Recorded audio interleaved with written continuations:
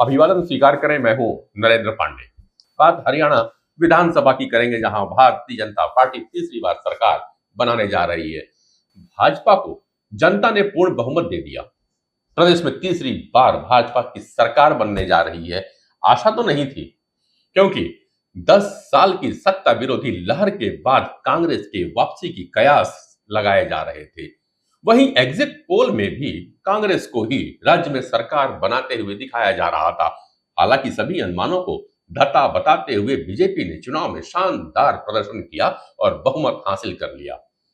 हरियाणा में भाजपा की शानदार जीत और लगातार तीसरी बार सत्ता में वापसी पर रायपुर में भी भाजपा नेताओं ने जश्न मनाकर अपनी प्रसन्नता जाहिर की। भाजपा प्रदेश अध्यक्ष किरण सिंह देव ने हरियाणा के चुनावी नतीजों पर प्रसन्नता व्यक्त करते हुए कहा कि लगातार तीसरी बार हरियाणा की जनता जनार्दन ने भाजपा के प्रति अपना अगाध विश्वास व्यक्त किया है। इन नतीजों के जरिए हरियाणा ने कांग्रेस के संविधान और आरक्षण को लेकर दोहरे राजनीतिक चरित्र पर सीधी चोट की है। हरियाणा के ये चुनावी नतीजे प्रधानमंत्री नरेंद्र मोदी के नेतृत्व पर जनता जनार्दन के अटूट विश्वास की मुहर लगी है। देव ने कहा कि कांग्रेस जाति और धर्म के आधार पर जिस विभाजनकारी टूलकिट या एजेंडे पर काम कर रही है, हरियाणा ने उसे पूरी तरह से खारिज कर दिया। उप मुख्यमंत्री अरुण साव ने कहा, हरियाणा की जनता के हम आभारी हैं कि उन्होंने प्रधानमंत्री नरेंद्र मोदी की गारंटी पर विश्वास जताया है, जिसकी वजह से हरियाणा में कुशासन, अन्याय, अत्याचार, आतंक और भ्रष्टाचार के कांग्रेसी मंसूबे धाराशायी हो गए हैं। हरियाणा और देश की जन आकांक्षाओं की जीत है। हरियाणा की जनता ने इस बार सर्वे में नहीं बल्कि मतदान में कांग्रेस के प्रति एक बार फिर अपना जमकर आक्रोश दिखाया है। उप मुख्यमंत्री विजय शर्मा ने भी हरियाणा को लेकर के कहा कि हर वर्ग में कांग्रेस के प्रति भारी अविश्वास रहा, जिसका असर चुनाव परिणाम में दिखा है। हरियाणा के हर व्यक्ति के जीवन में सकारात्मक परिवर्तन लाने के उद्देश्य से भारतीय जनता पार्टी की सरकार काम करेगी और हरियाणा को विकास के शिखर पे पहुंचाएगी। वहीं भाजपा प्रदेश महामंत्री संजय श्रीवास्तव ने नतीजों को भाजपा के विश्वास के अनुरूप बताया। कहा कि जातिवाद और सांप्रदायिक तुष्टीकरण का जहर फैलाने में लगी कांग्रेस ने जिस दोहरे राजनीतिक चरित्र का प्रदर्शन करके देश को अराजकता की दिशा में धकेलने का जो षड्यंत्र रचा था, हरियाणा की जनता ने उसका करारा जवाब कांग्रेस को दे दिया। हरियाणा में कांग्रेस की दुर्गति इसी का परिणाम है।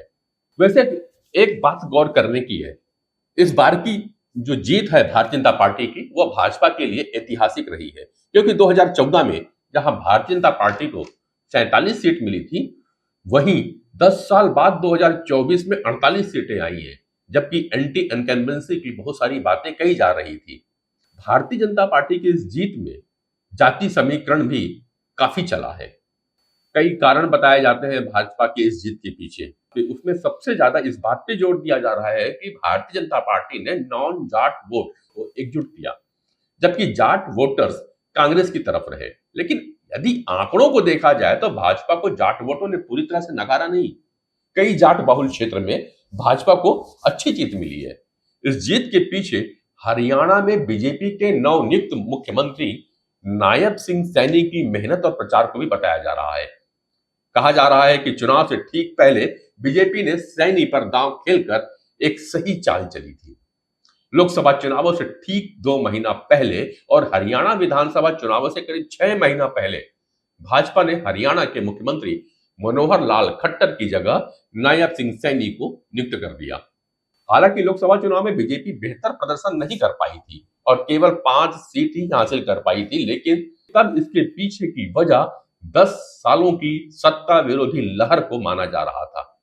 लेकिन मंगलवार को जब भाजपा ने हरियाणा में ऐतिहासिक जीत दर्ज की, तो सत्ता विरोधी लहर मानो गायब सी हो गई और इसके पीछे एक चेहरा उभर के आया।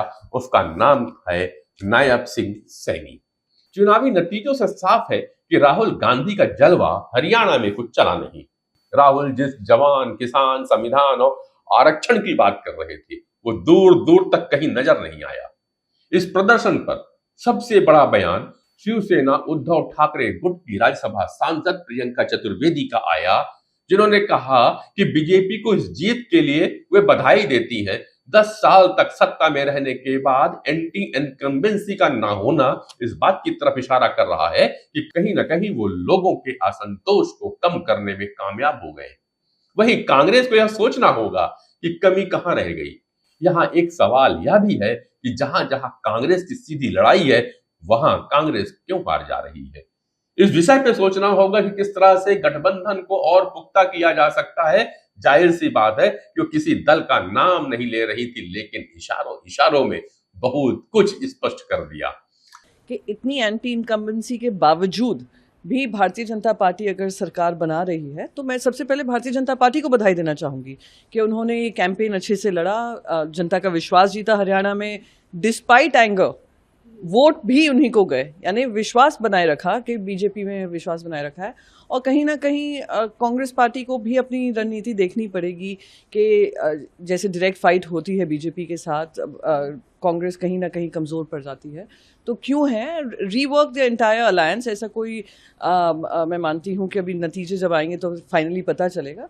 बट अगर जीतते हैं तो उनको बधाई के पात्र भी बनते हैं कि despite anti incumbency they have done well. अब झारखंड और महाराष्ट्र में भी चुनाव होना है। महाराष्ट्र में शिवसेना, एनसीपी, शरद पवार गुट और कांग्रेस एक साथ है, जिसका नाम महाविकास अघाड़ी है। आम चुनाव 2024 के नतीजे जब सामने आए तो कांग्रेस की तुलना में शिवसेना का प्रदर्शन बेहतर नहीं रहा और उसका असर भी समय समय पे दिखाई देता रहा। खास तौर में शिवसेना के नेता जब चुनाव पूर्व सीएम चेहरे को घोषित किए जाने की मांग उठाई तो सबसे अधिक विरोध कांग्रेस की तरफ से आई। खास बात यह है कि कला और आगे ना बढ़े, इसके लिए शरद पवार को भी बयान देना पड़ा। अब सियासत में नतीजों की भूमिका अहम होती है, लिहाजा संदेशों के जरिए एक दूसरे पे दबाव बनाने की कोशिश होती है।